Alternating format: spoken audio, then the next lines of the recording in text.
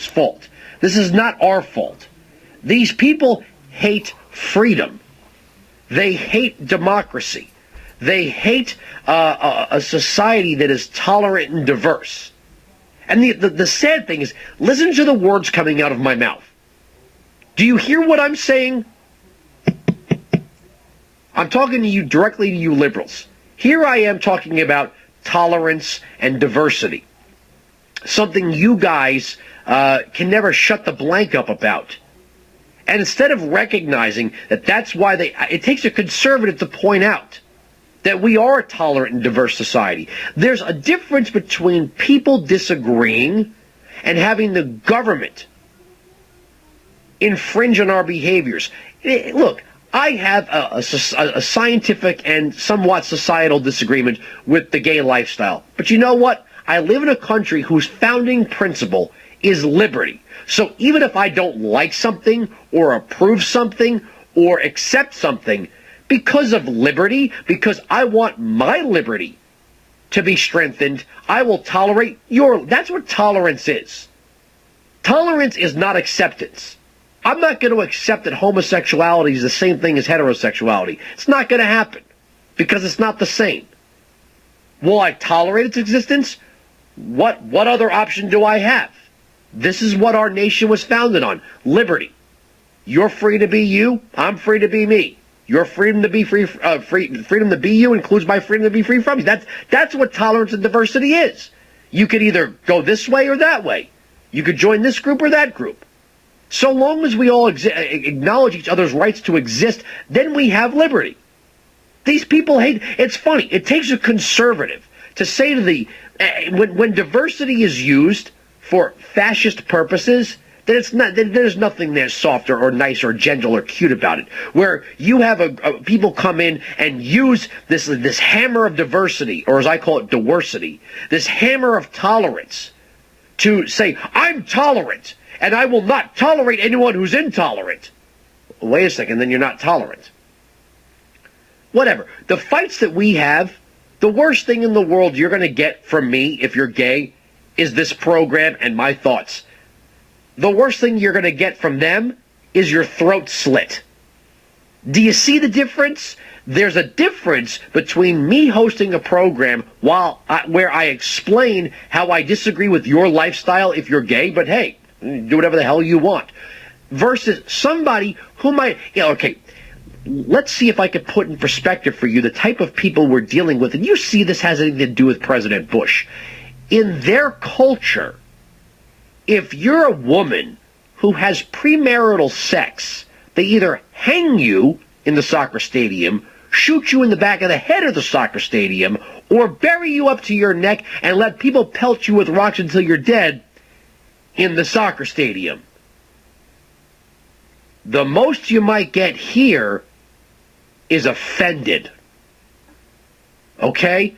Now, if they think women having heterosexual intercourse is worthy of a stoning, try to imagine what they think about two guys getting it on. They kill women for having sex outside of their marriage or prior to a marriage or just anything not related to marriage. What do you think their view of homosexuality is? If Mahmoud Ahmadinejad is any indicator when he said we don't have this problem, do you know why they don't have a homosexual problem in Iran? Because many of the homosexuals in Iran have met a fate worse than the burying up to the head and stoning, the AK-47 to the back of the head, or the public hanging. So if you can understand how these people think, what makes you think it has anything to do with President Bush? They were stoning women long before there was a United States of America, which is a lot longer of a timeline than President Bush has been president.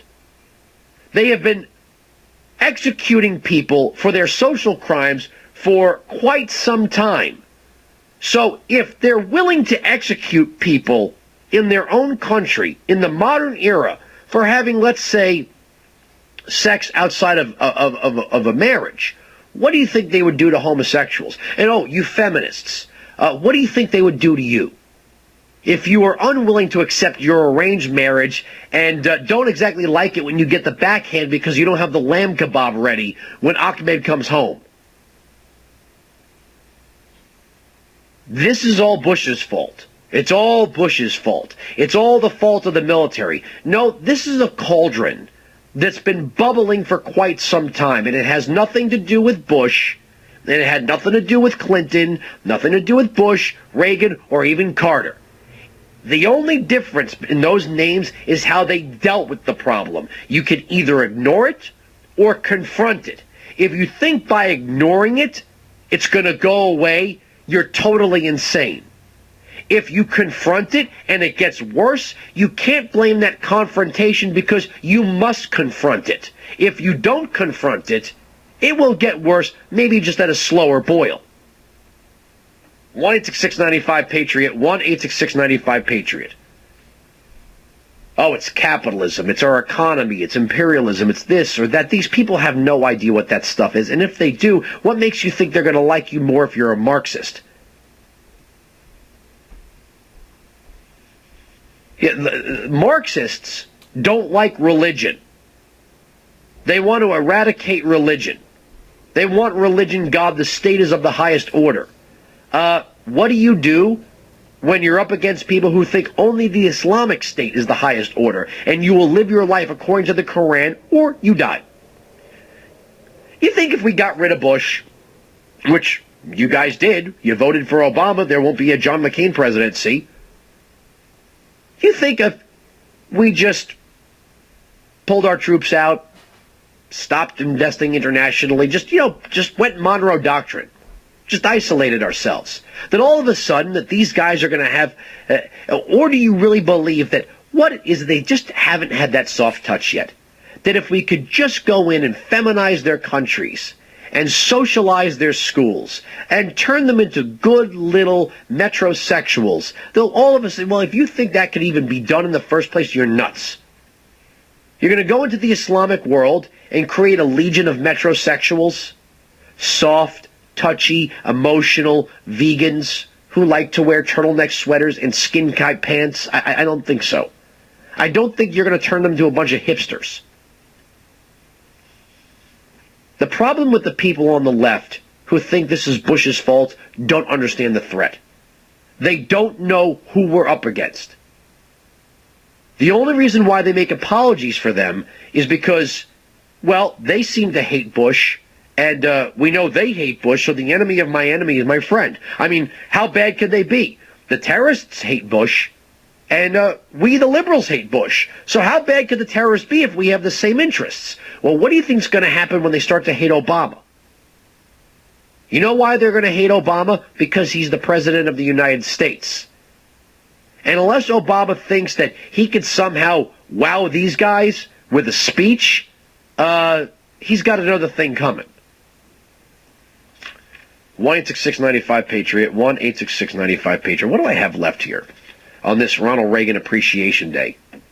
Some people might be calling this World AIDS Day or something. To me, it's Ronald Reagan Appreciation Day. Because I enjoy on this day going back through all the pieces that I've saved from when Ronald Reagan passed away, from all the angry gay activists that blame Ronald Reagan for AIDS. Because it's Ronald Reagan's fault that they did the things in their bedrooms that they did and got sick. That's his fault for not taking the government and completely shutting it down and turning it into an AIDS rescue machine. That's why they hated Ronald Reagan. And the legacy is being taught. It's being taught in elementary schools, in middle schools, and high schools, and certainly in the indoctrinating force that we call the American campus, that Ronald Reagan is to blame for AIDS. No, you can't blame the people. You can't blame the men that were nightly putting their manhood where another man evacuates his bowels. You've got to blame the president who didn't, I don't know what they wanted him to do.